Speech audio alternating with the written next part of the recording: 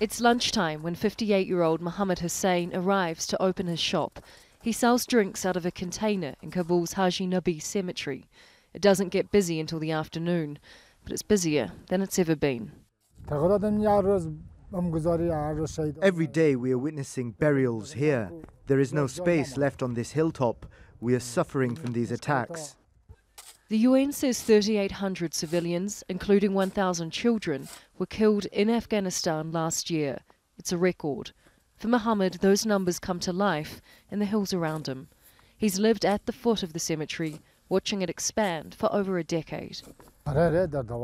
It is very painful and a nightmare for me when they bring the bodies, sometimes 20, 30, even 40 to be buried.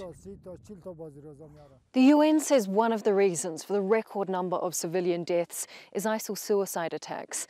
They were particularly deadly last year, and they often targeted the Shia minority over here in western Kabul, resulting in a lot of people being brought up here to Haji Nabi cemetery, which is quickly filling up.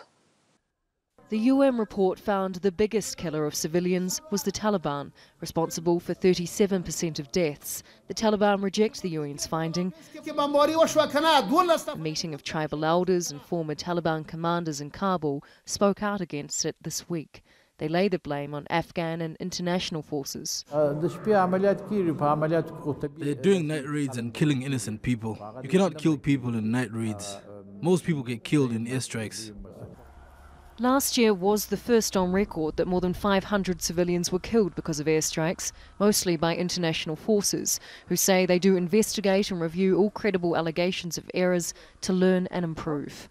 But in the blame game of the Afghan war, the UN hopes there can be some accountability. I think it's important that the stark reality of the costs of the conflict is put before the public, and therefore does enter the calculations of those who are talking in the endeavour to bring this conflict to a close.